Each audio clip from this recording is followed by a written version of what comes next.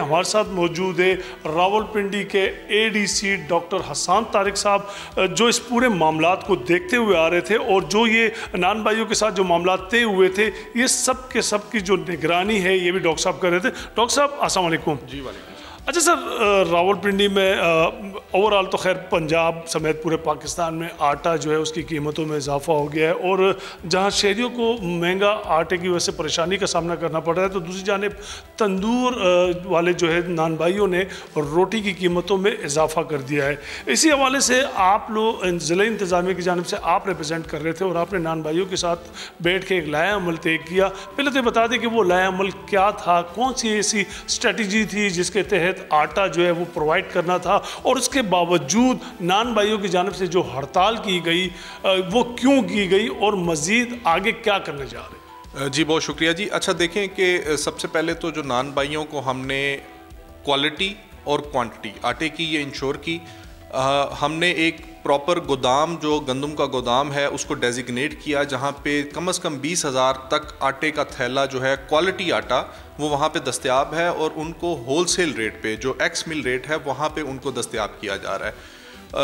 ये आटा जो है उनके लिए मौजूद है, और क्वालिटी को इंश्योर करने के लिए भी जो है वो हमने इवन फूड अथॉरिटी को इंगेज किया, हमने फूड डिपार्टमेंट के थ्रू सैंपल्स किए, और आटे की क्वालिटी को भी हमने थ्रू आउट इंश्योर किया है। और जो इनकी ये दोनों डिमांड्स थी जो कि बिल्कुल जायज़ चीज़ें थी, और इस मॉडल को जो हमारा रावलपिंडी का मॉडल है इसको बाकी पंजाब में भी इसको रेप्लिकेट किया गया। एक तरफ तो ये, दूसरा हमने 150 के करीब जो है वो फेयर प्राइस शॉप्स बनाई मुख्तलिफ जगहों पे,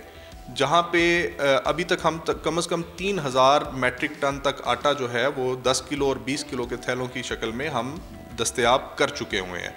तीसरे नंबर पे जो उनके नान भाइयों के जो उनके डीलर्स थे उनको हमने मिलों के साथ डायरेक्टली लिंक किया। तो 3 तरह से बेसिकली हमने उनकी सप्लाई लाइन को इंश्योर किया है। क्वालिटी को इंश्योर करने के लिए फूड अथॉरिटी और डिस्ट्रिक्ट फूड कंट्रोलर जो है वो हमा वक्त जो है वो मौजूद हैं, सैंपल कलेक्ट करते हैं, और अभी तक हमें किसी सैंपल से ये शिकायत नहीं आई कि आटे की क्वालिटी ख़राब है, ना ही नान भाइयों की तरफ से हमें इस तरह की कोई शिकायत मौसूल हुई। इसमें ये बात मैं ख़ास तौर पे इसका जिक्र करना चाहूँगा कि देखें, ये जो अभी जो प्रोटेस्ट की कॉल की हुई है वो नान भाइयों में से भी एक जो है वो एक हल्का है। मेजॉरिटी नान भाई जो हैं वो अभी भी हमारी सप्लाईज़ पे और हम जो क्वालिटी की अश्योरेंस हमने इंश्योर किया हुआ है उस पे मुतमईन है, और उन्होंने तंदूरों को ओपन रखा हुआ है और लोगों को 14 रुपये रोटी जो है ना वो दस्तयाब है रावलपिंडी की मार्केट में। लेकिन एक छोटा सा हल्का है जो इसको एक्सप्लॉइट करना चाह रहा है, और जिन्होंने सप्लाई और क्वालिटी इंश्योर करने के बावजूद भी जो है वो उन्होंने प्रोटेस्ट की कॉल दी है, उस पर डेफिनेटली कानून के मुताबिक जो है वो। अच्छा सर, ये जो आपने एक क्राइटेरिया बनाया होगा कि फी तंदूर वाले को कितना आटा मिलेगा, और कोई आपके पास नंबर्स और फिगर्स वगैरह है कि अब तक सरकारी रेटों पे कितने नान भाइयों को आटा दिया जा चुका है? देखिए, हमारे पास जो गंदम गोदाम है जहाँ पे हमने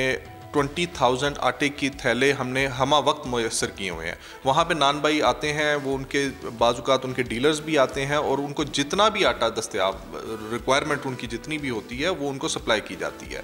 तो इसमें किसी किस्म का सप्लाई लेवल पे कोई ना कहीं पे शॉर्टेज है, हमने उनको फैसिलिटेट किया है, in fact out of the way जाके फैसिलिटेट किया है। और जैसा मैंने पहले बताया कि इस मॉडल को पंजाब भर में अप्रिशिएट भी किया गया, और इसको मुख्तलिफ ज़िलों में भी जो है ना वो रेप्लिकेट भी किया जा रहा है। अच्छा सर, आखिर में ये भी बता दें कि नान भाई एसोसिएशन के जो सदर हैं उनकी जानिब से पिछले दिनों सोशल मीडिया पर एक मैसेज आता है कि उनको कॉल्स आती है, और जो कि ज़िला इंतज़ामिया के इन्फोर्समेंट ऑफिसर्स की जानिब से धमकी आमेज़ कॉलें वगैरह आ रही है, और बाकायदा वो जो ऑडियो कॉल है वो लीक भी हुई है। उसके बारे में कोई तहकीकात हुई है ज़िला इंतज़ामिया की जानिब से? जी देखें, आजकल के दौर में फ़ेक कॉल कर लेना या फ़ेक कॉल का वॉइस नोट बना के भेज देना वो काफ़ी आम है। तो बहरहाल हम इस पे तमाम ज़ावियों से इस पे जो है ना वो तहकीकात कर रहे हैं, और जहाँ तक अभी तक की मेरे पास इंफॉर्मेशन है, इस तरह की कोई भी कॉल जो है किसी भी इंतज़ामी ऑफिस से किसी भी ना ऑफिसर ने ना ऑफिशियल ने किसी ने की है। बहरहाल इसको हम इन डिटेल इंशाल्लाह देख रहे हैं, और इसमें अगर कोई ज़िम्मेदार पाया जाता है दोनों तरफ से, जिसने फेक कॉल बनाई है, या अगर कोई तो उस पर हम कार्रवाई करेंगे।